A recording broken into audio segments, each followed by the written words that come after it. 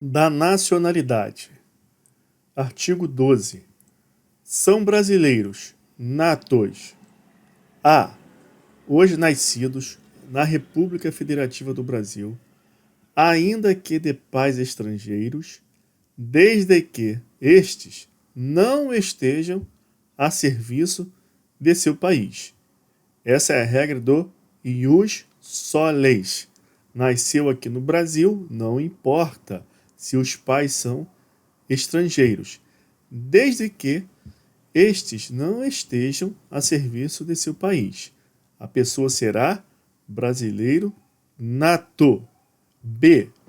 Os nascidos no estrangeiro, de pai brasileiro ou de mãe brasileira, desde que qualquer deles, pode ser um só, esteja a serviço da República Federativa do Brasil. C.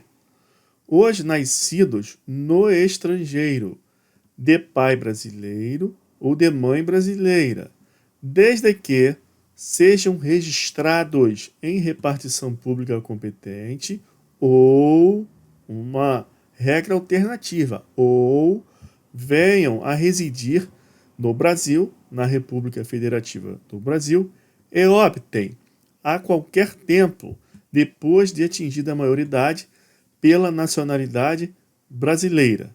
Então, nós temos aqui, como brasileiro nato no artigo 12, 3 regras. Quando a pessoa nasce no Brasil, mas é filho de pais estrangeiros, desde que esses pais não estejam a serviço do país estrangeiro. Ou a regra B e C, quando a criança nasce no estrangeiro, mas em 2 hipóteses. Quando os pais, ou qualquer deles, o pai ou a mãe, estão a serviço do governo brasileiro. Aí a pessoa será, de cara, brasileira nata. Porém, tem uma outra hipótese, que é do C, que é quando os pais não estão a serviço do governo brasileiro.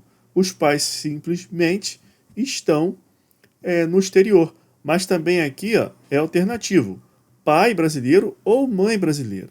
Então, em nenhuma dessas 2 hipóteses, de B e C, precisa necessariamente que ambos estejam a serviço do Brasil, no caso do B, ou que ambos sejam brasileiros. Pode ser um pai brasileiro aqui no caso do C, e a mãe seja italiana, por exemplo. Aí a criança nasceu na Itália.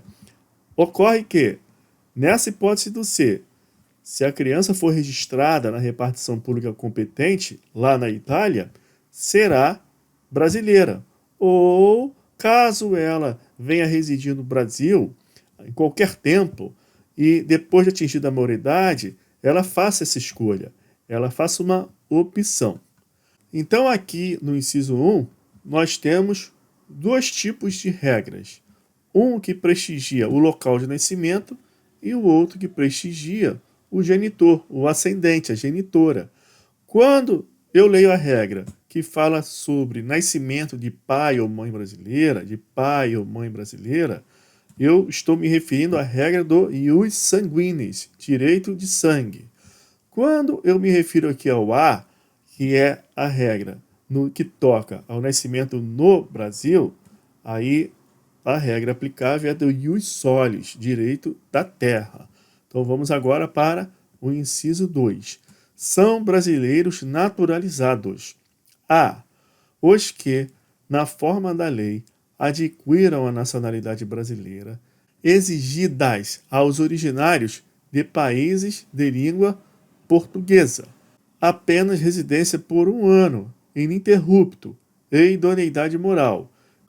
Então, para pessoas originárias de países de língua portuguesa, o que é exigido? Residência por 1 ano ininterrupto no Brasil, ininterrupto, contínuo, e idoneidade moral, na forma da lei.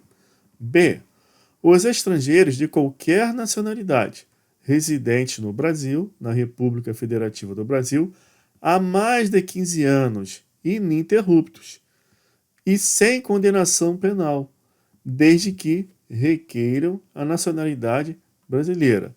Então, são brasileiros naturalizados Os estrangeiros que são originários de países de língua portuguesa, nesse caso pede-se residência por um ano ininterrupto e idoneidade moral, ou estrangeiros de qualquer nacionalidade, o que se pede residência contínua ininterrupta por mais de 15 anos, ausência de condenação penal e o requerimento. Parágrafo 1º. Aos portugueses com residência permanente no país, se houver reciprocidade em favor de brasileiros, serão atribuídos os direitos inerentes ao brasileiro, salvo os casos previstos nesta Constituição. Então, há uma diferença. Existem países de língua portuguesa, originários de língua portuguesa, mas não são portugueses. Por exemplo, os angolanos são originários de países de língua portuguesa, mas lá não é Portugal. Então, o parágrafo 1º se aplica aos portugueses com residência permanente no país.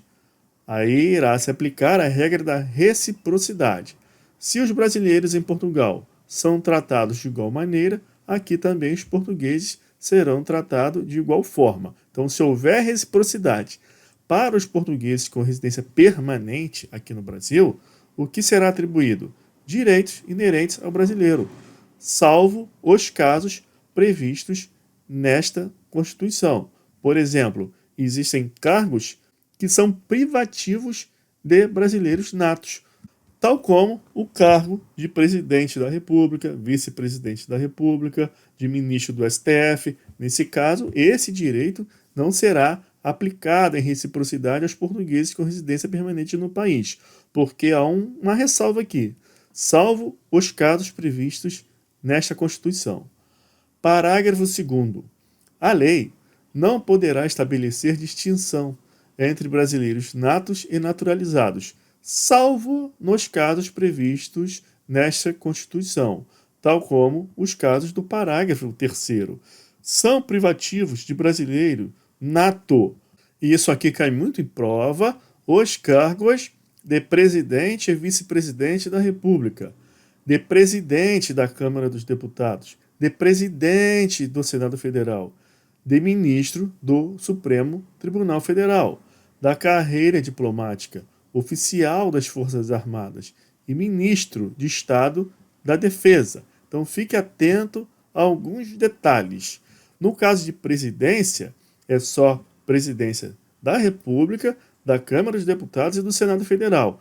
Não existe aqui a regra de que apenas para ser presidente do STF que é requisito básico ser brasileiro nato. Não, para ser ministro, qualquer ministro, um dos 11 ministros do STF, não pode, quem não seja brasileiro nato, exercer esse cargo. E também, no caso de ministros do presidente da República, apenas o ministro do Estado de Defesa, apenas o ministro do Estado da Defesa.